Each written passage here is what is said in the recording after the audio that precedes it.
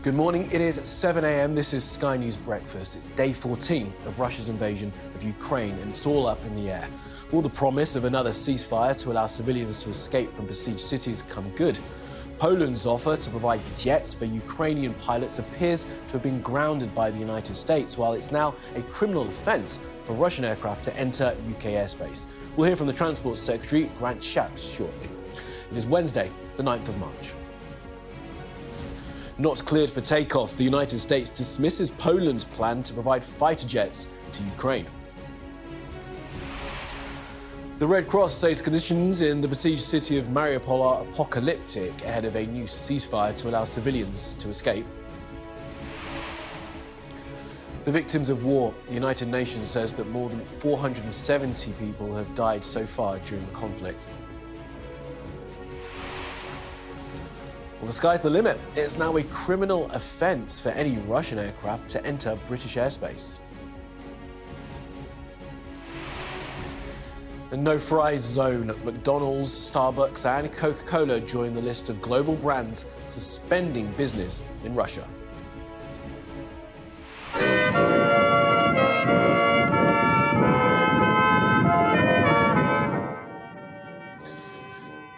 And harmony amongst the horror, the southern city of Odessa finds sanctuary in music.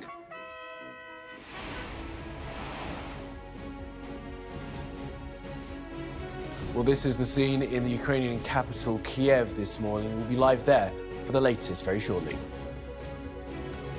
Also on the programme, a little after 9 o'clock, following President Volodymyr Zelensky's historic address to MPs yesterday, I'll be joined by the Ukrainian ambassador to the UK, Vadim Prostaiko. And at 9:45, I'll speak with a renowned neurosurgeon who's been delivering trauma surgery tutorials to Ukrainian doctors on the front line.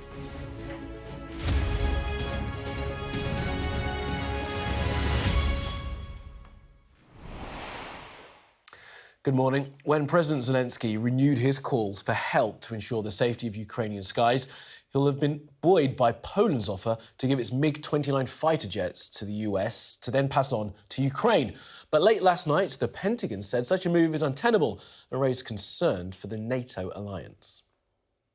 Well, these are the main developments this morning of the Russian invasion of Ukraine. Russia claims that it's observing a ceasefire beginning just now to allow safe passage for civilians leaving Kiev, Chernihiv, Sumy, Kharkiv and Mariupol.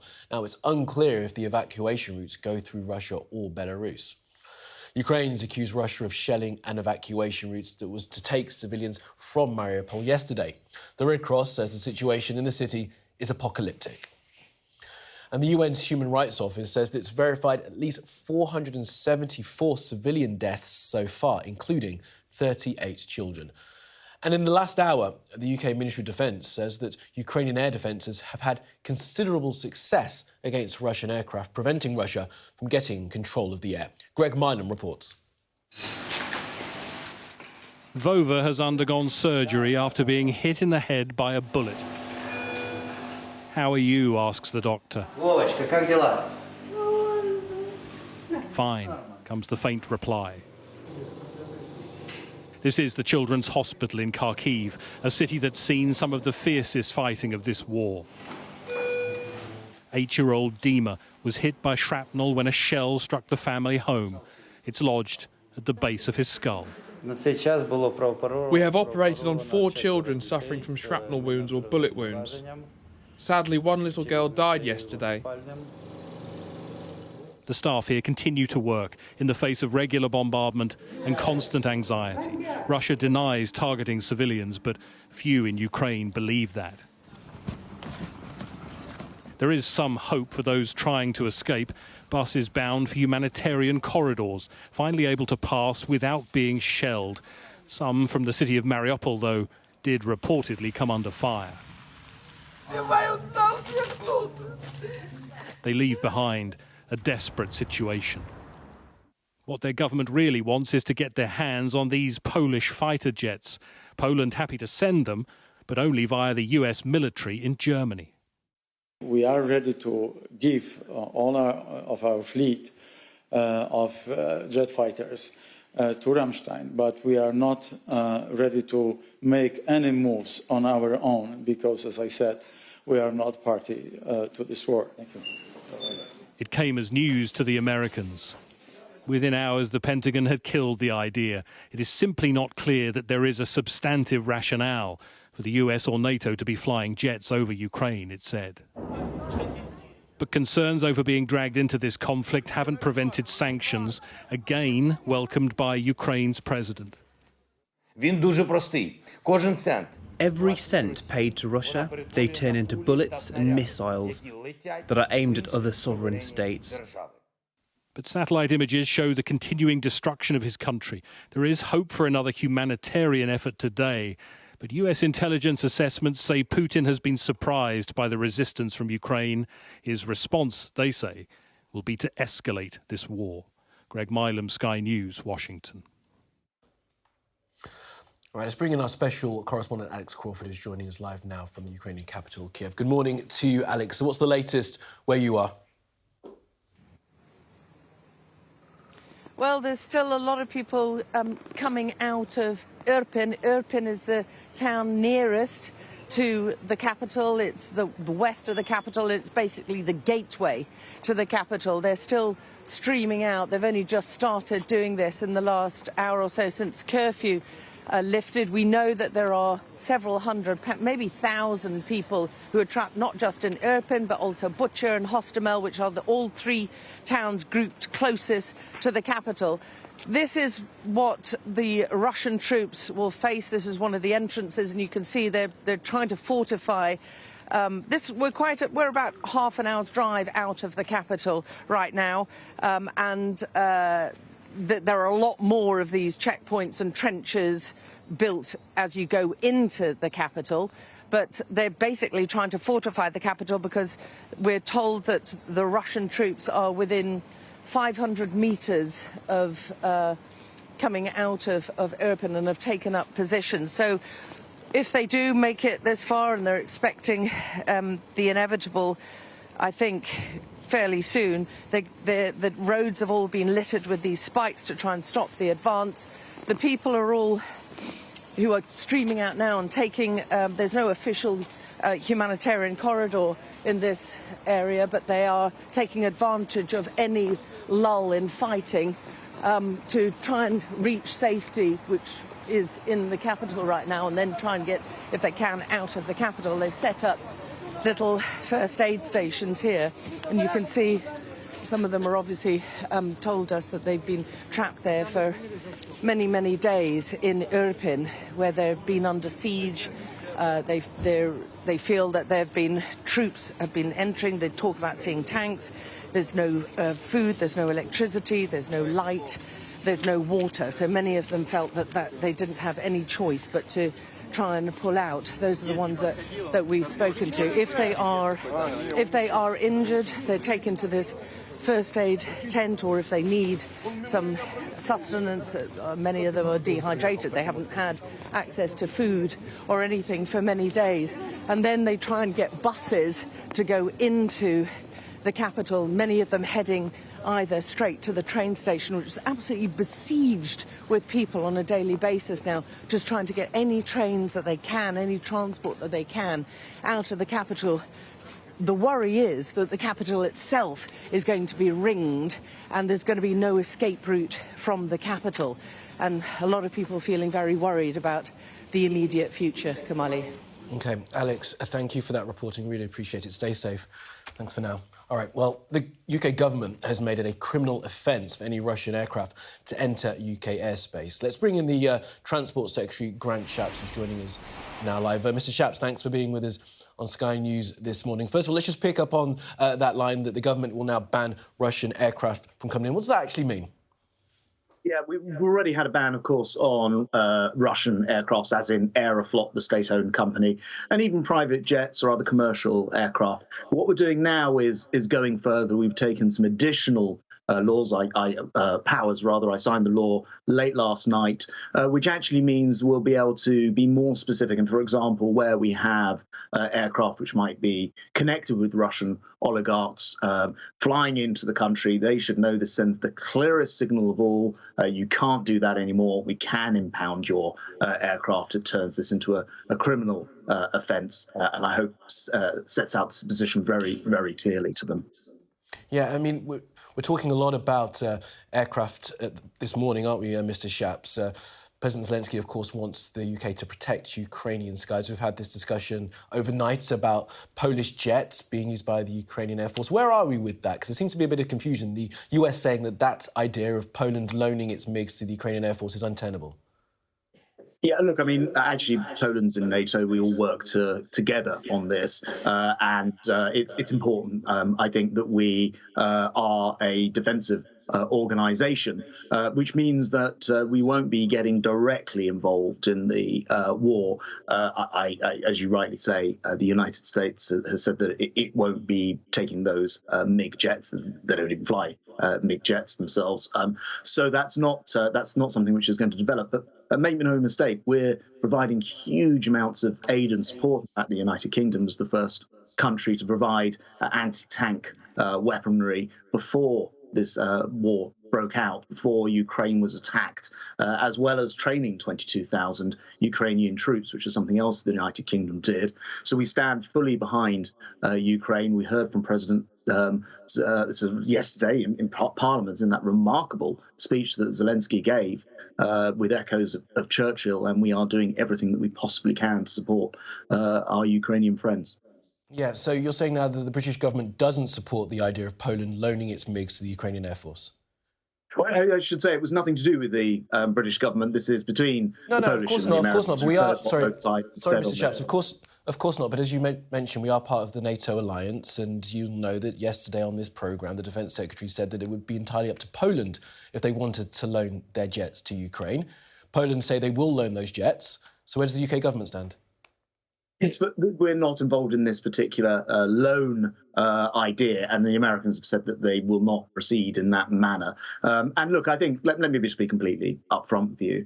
We need to make sure that in our absolutely stringent support for Ukraine, who are not a NATO member, of course, we are not inadvertently doing something which escalates this war in a way that would be unacceptable to the entire world. And so we're being, of course, rightly careful and cautious, providing huge amounts of humanitarian aid, providing military support as well, as you already heard, but not involving ourselves directly in the fighting. And I think that is absolutely the right stance.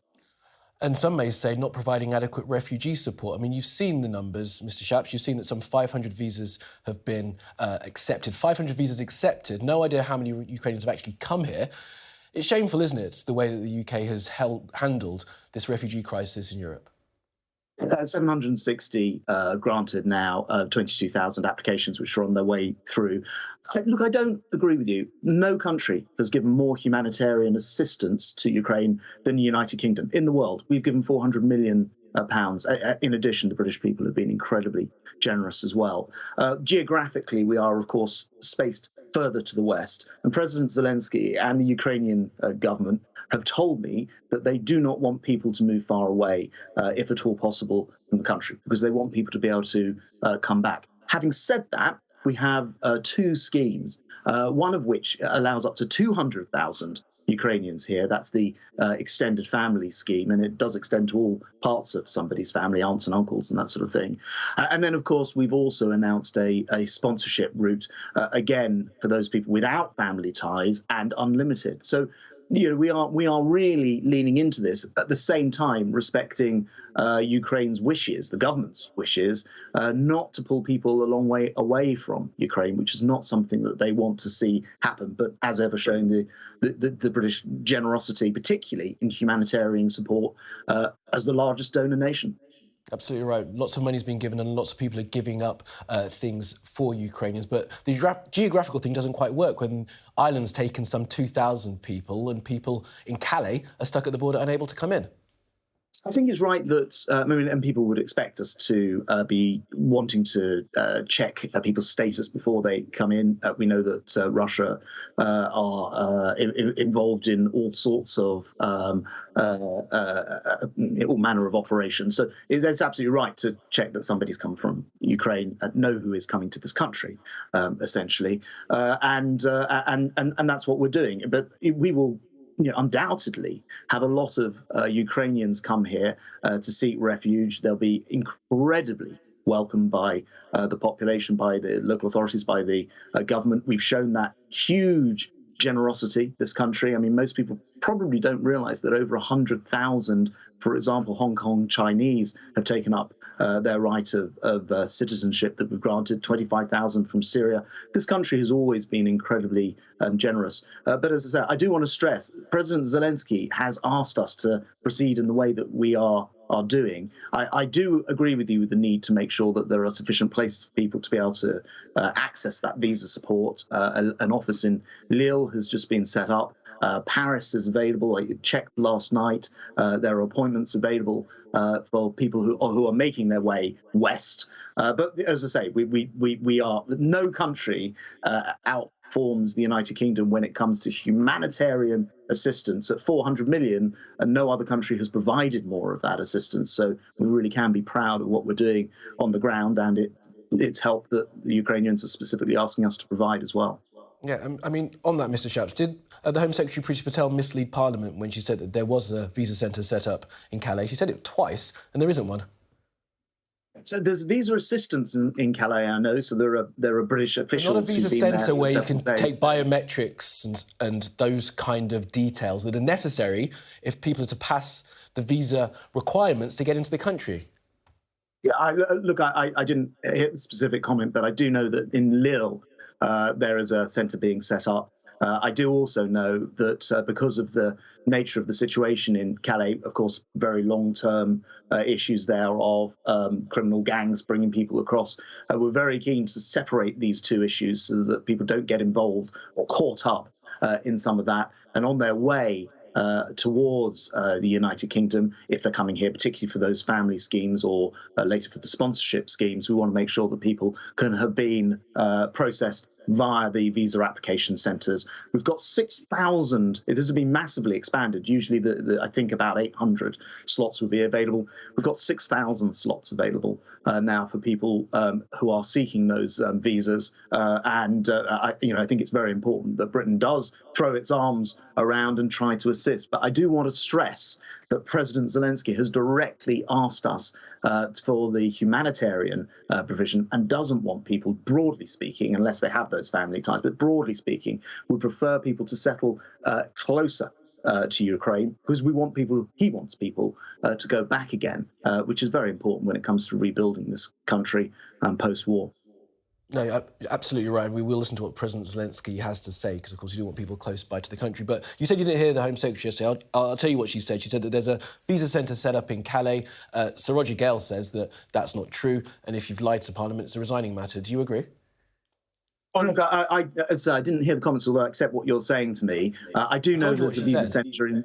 Yeah, sure. I do know there's a visa centre in Lille, and I know that there are a number of centres as people travel west. There are also people assisting in Calais in order to help provide people with direction and information. I do just stress that point, that what we don't want to do is see people fleeing Ukraine caught up with what is, we know very much is a criminal people trafficking operation that runs out of Calais, which is something that we certainly don't want people escaping war to then get caught up in. So what we encourage everybody to do is to use one of the 24-hour phone numbers, arrange for the to see somebody through one of those 6,000 now visa appointments which are available, and take up one of the routes. As I say, we've got very I've seen this reported a lot, and it's slightly mystifying. We've got very generous program in place, and further programs coming along.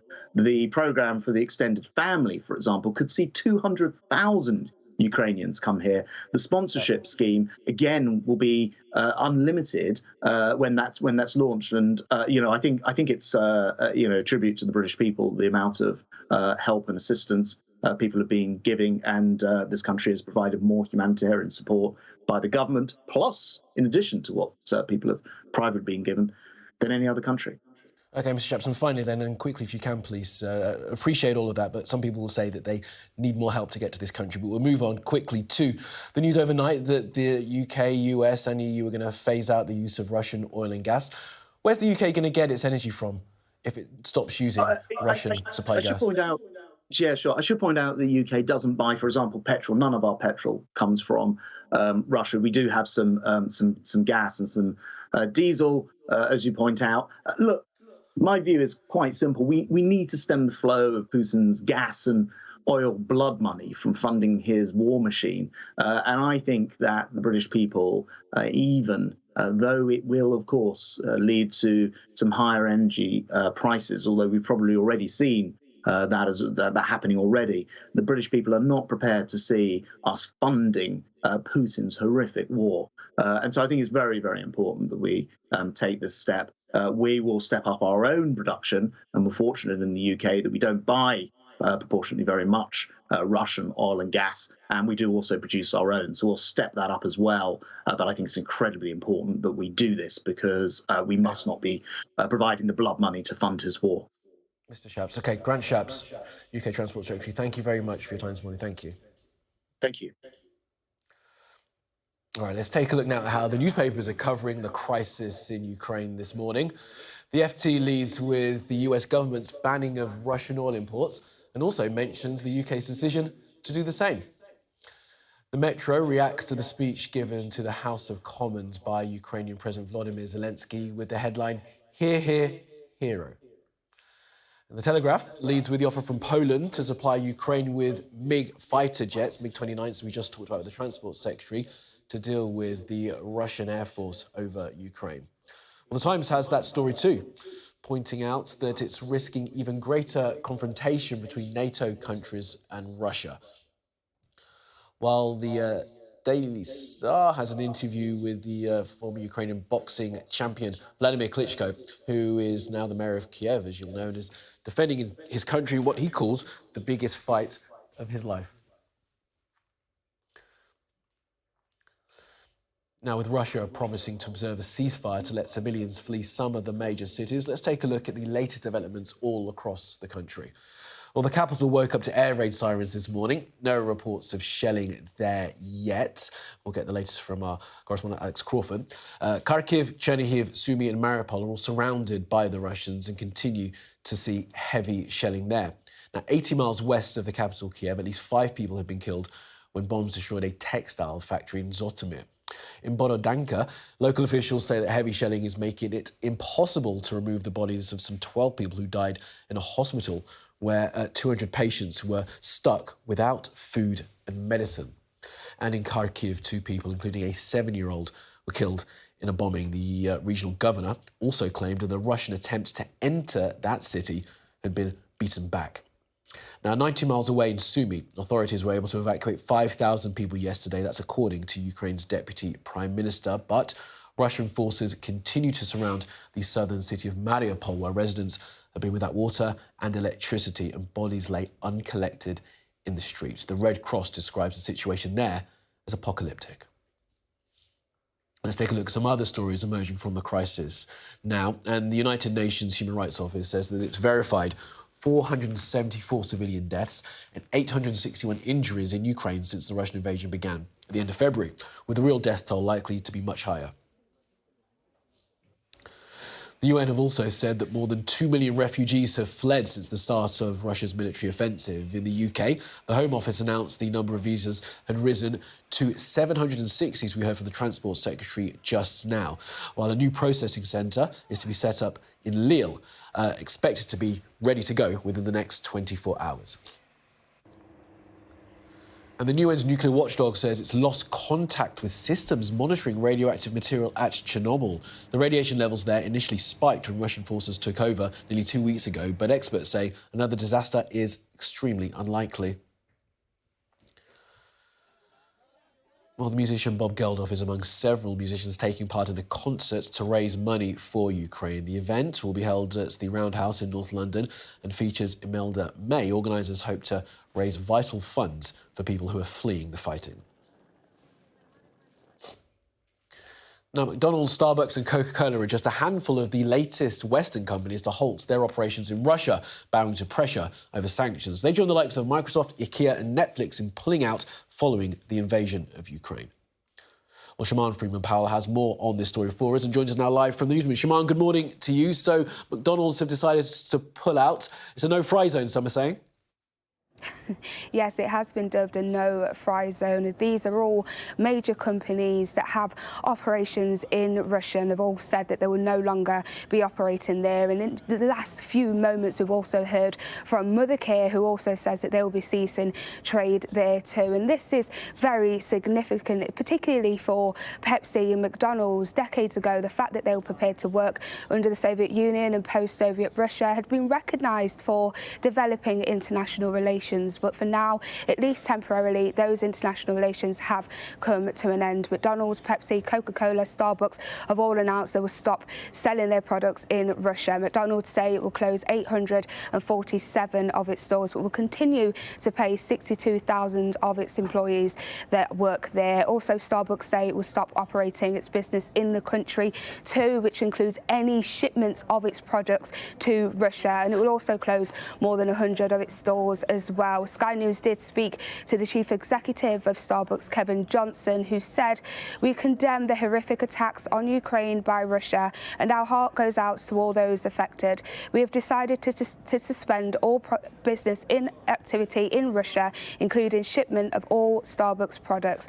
And this is the latest move from the West, showing a united front and attempting to isolate Russia economically for what's happening in Ukraine. But we must remember that companies, governments and individuals for the past few weeks have all been sanctioning and cutting ties with Russia, with companies like Apple, Netflix and H&M all taking a stand. But these companies, Starbucks, McDonald's, Pepsi and Coca-Cola, had faced criticism over the past few days. Thousands had taken to social media calling for customers to boycott these companies for sitting on the fence. And it seems that they have listened. And as I say, in the last few moments, Mothercare also have said that they will be suspending its trading in Russia too. So it seems that many more companies will be following their lead. OK, Shaman, for now, thank you. Well, new nighttime satellite pictures from NASA show how the lights have gone out all across Ukraine. This timeline shows how Ukraine's cities have gone dark since Russia's invasion nearly 2 weeks ago. A stark contrast with the neighbouring states, Poland to the west and, of course, Russia to the east. The lights of Moscow are clearly visible there at the top of your screen. Well, still to come on Sky News Breakfast, as the humanitarian crisis in Ukraine worsens, the Transport Secretary tells this programme the UK will not get involved in any decision to provide Ukraine with fighter jets.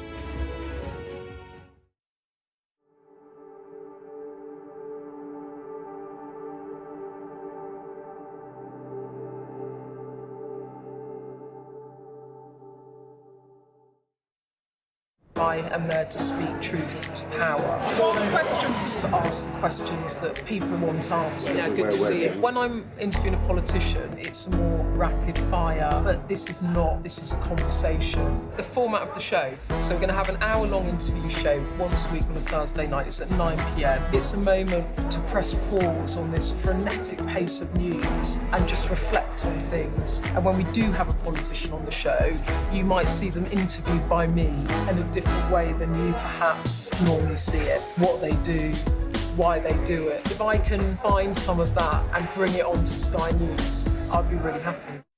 Hello and welcome back. You're watching Sky News Breakfast. Our top stories this morning. The United States has dismissed Poland's plan to provide fighter jets to Ukraine, calling the proposals not tenable. The latest intelligence from the UK's Ministry of Defence identifies ongoing fighting in the northwest of Kiev, with a number of cities, including Mariupol and Sumy, encircled and suffering heavy shelling. And the United Kingdom has imposed new sanctions on Russia, making it a criminal offence for any Russian aircraft to enter British airspace. Well, the United States has dismissed Poland's plan to provide fighter jets to Ukraine, calling the proposals not tenable. The Transport Secretary, Grant Shapps, told me earlier that the UK will not get involved in any such proposals. I should say it was nothing to do with the British government. This is between the Polish and the Americans. You've heard what both sides have said on this. But we're not involved in this particular loan idea, and the Americans have said that they will not proceed in that manner. And look, I think, let me just be completely upfront with you. We need to make sure that in our absolutely stringent support for Ukraine, who are not a NATO member, of course, we are not inadvertently doing something which escalates this war. I'm pleased to say our political correspondent Tamara Cohen joins us now live. So Tamara, I wasn't dreaming yesterday. Ben Wallace kind of left it open for this to happen. There was lots of talk about it overnight, but Grant Shapps was making it quite clear there that this idea of providing jets to the Ukrainian Air Force is just not going to happen. Well, this was not something the UK was actually involved in at all. This was an idea that the Polish government would send some of their MiG-29s to Ukraine, and then the Americans got involved, saying that they might then replace the Polish fleet. Now, the Poles always thought that this was incredibly high risk for them to do on their own, as Ben Wallace set out to us yesterday, saying they took the risk of Russia deciding to escalate this and see this as a NATO member joining the war. Now, even a week ago, this looked very tricky, and I understand that Boris Johnson has been involved in these discussions. He talked to the Polish Prime Minister about it when he was there last week. He talked to the leaders of other countries in the region who were in London yesterday. He apparently refers to it as rent-a-MiGs. Now, the UK has always, I'm told, thought this was going to be very difficult to achieve without escalating things into World War III, frankly. And it sounds as if the Americans are now of that view as well, pretty much, for want of a better word, shooting down the proposal overnight. And it now looks like it's not going to be able to go ahead. Although everyone wants to do everything they can to help the Ukrainians, it really does sound like, from the UK's point of view, that this is not something that's really likely to work. No, it's not going to be the way to close the Ukrainian skies for now. All right, tomorrow. Thank you very much. Now, over 1.2 million people have fled Ukraine into neighbouring Poland since the start of Russia's invasion. Now, one of those is someone we were able to speak to last week on Sky News. Stuart McKenzie is a Brit who left Ukraine with his Ukrainian wife. He's joining us now from Krakow in Poland. Stuart, good morning to you. Pleased to be able to speak with you again. It wasn't me who spoke to you last time, but thanks for being back on Sky News. Just tell us, what's the situation with you now and your wife? Are you able to come to the UK when you want to? Well, we know there's lots of problems with visas to get to the UK at the moment. My mother-in-law, who's elderly, who doesn't have an international passport, we will be stuck. I don't want to be stuck in Kamali or other places. We've rented a house in Poland. Like many Ukrainians, they don't want to go far from Ukraine. We want to stay close to our homes, close to our families, etc., hoping that we'll be able to go back soon. But I'm not going to take my mother-in-law the stress of trying to get into the UK without it. With the news reports I'm seeing at the moment, it's better for us to stay here. We've rented a house. We're getting all my staff members and friends. Everybody's helping everybody trying to get over the border and get accommodation when they're here. There's, of course, charities, but there's also, the rentals. People are asking for 1 month's rent, 1 month's deposit, 1 month's final. And these are people, the purchase power of the local hryvnia when they come over is very small for what it was. And that's very difficult for people. So, we're constantly putting people in their house, sheltering them for a few days until we can find other accommodation. But yeah, we're not certainly going to, right now, the situation of trying to get into the UK under the problems that they're having is not what we're going to do. Yeah, I mean, we'll come on to talk a little bit more about the effort that everyone's sort of putting in to help those who are fleeing. But just on this access to the UK, so your wife is able to come with you, that should be no problem, but it's now your mother-in-law, and you're saying you're getting your information from news reports. The Home Office aren't giving you details as to what you need to do. It's not what we will get to that point. I think right now, if we chose to leave from Krakow and get to the UK, and the news reports and also personal reports that I've heard about, having then to go back to different places to get different visas and having to take my mother-in-law through that whole journey she's not physically capable of doing that at the moment.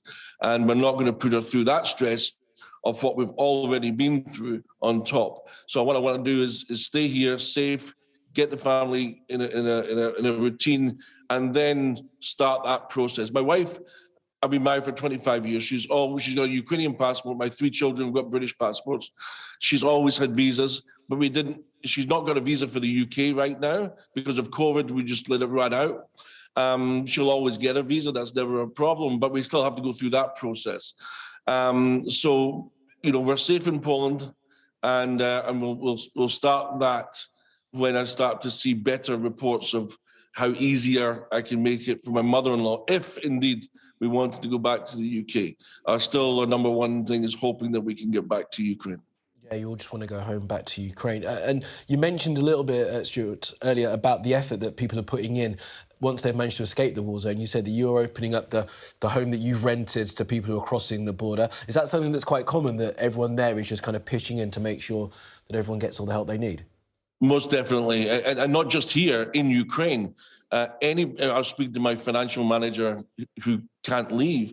I mean, remember, the people that I'm putting up in my house are women with children, and they've got little money, and their husbands can't get out. So not only did you have to leave 2 weeks ago, a normal life where you had a home and school and friends and family, not only did you have to make a big decision to leave that under bombing and the war, but then you had to get to the border with your husband and then leave your husband behind and children.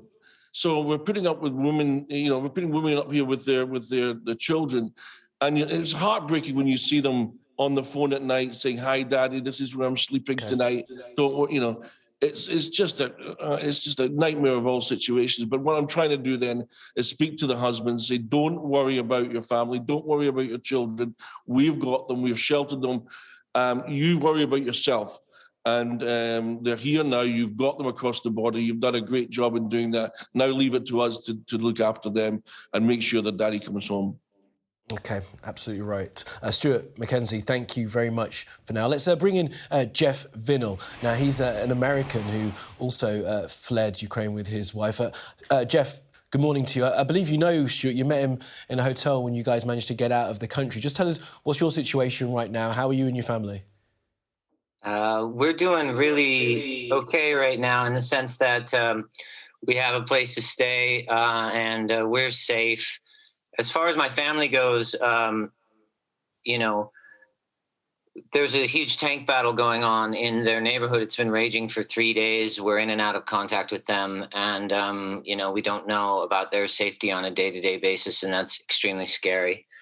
We have a lot of people inside Ukraine that we're contacting at all times, trying to move around, let them know any information that we have. And so basically, from the time I wake up till the time I go to bed, I'm doing everything I can to help. My wife is also volunteering at an aid station here, and she gets up every day and goes and does that, gathering supplies. We've greeted people at the train station and things like that. You said your family sort of cut off, surrounded by a tank battle. Whereabouts in Ukraine are they? They're about 50 kilometers outside of Kiev, and it just so happens that the village that they're staying is apparently some sort of key point.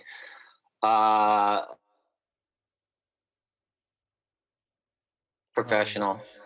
2 weeks ago, I was teaching kids how to hold a 7-iron. I'm in the PGA of Ukraine, and now everyone in my organization, the PGA of Ukraine, is now holding a weapon in their hometown, getting ready to defend their territory.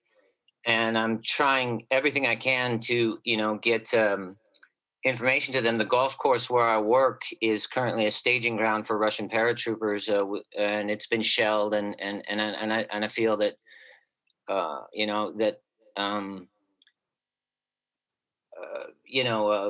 the guys in my organization have gone from being golf pros to fighters overnight, and the women in our organization are helping relief. They may be holding weapons too. Ukrainian women hold weapons in their hometowns.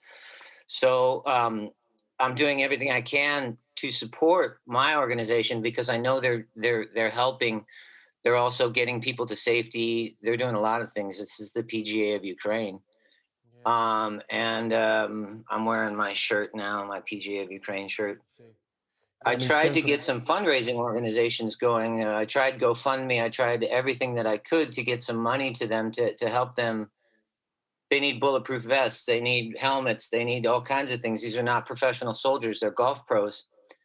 And if I could, just for a moment, I'd like to say to my fellow golf pros out there, and I'm not just talking, Lee Westwood, Ian Poulter, Tiger Woods. I'm talking anybody out there who plays golf, who wants to help us. You can follow me at PGA Ukraine. I'm on Twitter. And I'm trying to find a secure bank account, something that I can do. The traditional fundraising methods have failed me. And so, I know that we're getting people out of harm's way and we're doing everything we can to help in Ukraine. But it's a helpless feeling to be outside the country and know that you can help people inside the country. And there's just these, I don't know how to say it, just these kind of like brick walls in between trying to find a way to raise money and get it directly to people who are doing really important work inside the country. Definitely. Jeff Vinol, I hope that people are listening and will hear your plea and provide you. Just give us your online account again, just quickly, if they want to use it. At PGA. Well, I'm at Twitter at PGA of Ukraine or PGA Ukraine. And I'm going to be, updating information. If there's anybody that can help me with a secure link so that we can raise money to get to the PGA of Ukraine to protect my brothers and sisters who are golf professionals, who are now soldiers and relief workers, then please do try to help us because this is life or death situation, and we all just want to go back to golf. You know what I mean? We all just want to go back to living our lives and feeding our families and enjoying our beautiful country. I'm not going back to America. Jeff, a lot of people have asked me. Sorry to interrupt you, Jeff. Sorry, but we've just run so short of time. Everyone's heard your plea, and I'm sure that. Thank you very much for your time. Those who can help will. No. Thank you for all you're doing. Thank you, Jeff Vinol there in Krakow, who's fled Ukraine. Now, the Home Office is being accused of dirty propaganda after appearing to suggest that Ireland's welcome to Ukrainian refugees posed a security threat to the UK. Well, Dublin's joined the rest of the EU in waiving visa rules and is expected to admit as many as 100,000 people fleeing from invasion. Our Ireland correspondent Stephen Murphy reports. Putting back the pieces of family life. Surrounded by newly donated toys, Ivan, Ihor and Lisa and their mother Hannah are adjusting to new surroundings in Ireland. The family fled Kyiv after the Russian invasion. They were taken in by an old Ukrainian friend, Pavlo, who lives in the Dublin suburbs. В Ирландию мы приехали только потому, что у нас есть здесь близкие друзья, которые помогли нам найти дом и остановиться где-то. Но сразу, когда начались выстрелы, мы собрались, не знали, что делать, уехали в никуда. Hannah's husband Andriy is allowed to leave Ukraine as he's a father of 3 and will join his family in Ireland soon, a beneficiary of visa requirements being scrapped. Я думаю, что на сегодняшний день они делают очень много для помощи украинцам. В частности, мне в Ирландии очень понравилось.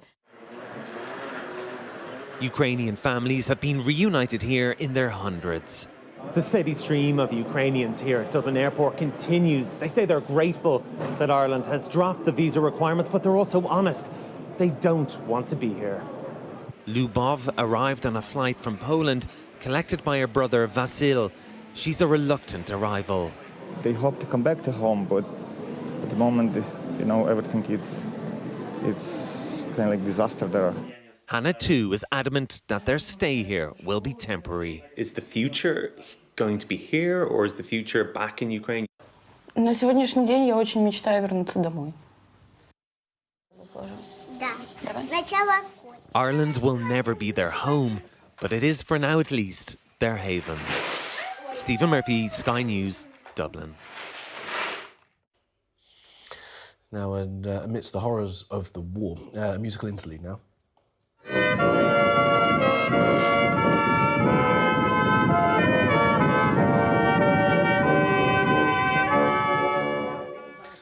Well, the video here that you're watching was released by Ukraine's Ministry of Defence. It shows, as you can see, a military band playing outside the opera and ballet house in Odessa. The city so far escaped shelling, but it is in the sights of the Russians.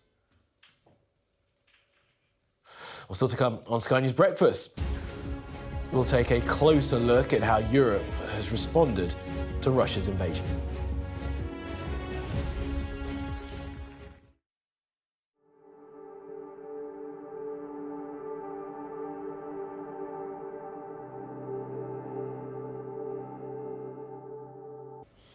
Hello and welcome back. Now, much of Europe has already imposed significant sanctions on Russia, and tougher measures are still on the cards. Well, let's talk now through the European response with Raphael Loss. He's from the European Council on Foreign Relations. Good morning to you, Raphael. Thanks for being with us. So just describe how you think Europe has handled this crisis on its eastern border. Look, I think in the weeks leading up to Russia's attack on Ukraine, European leaders with transatlantic partners have sought to communicate to Vladimir Putin, the Russian president, that any attack would have severe consequences in the political and economic, but also in the strategic realm.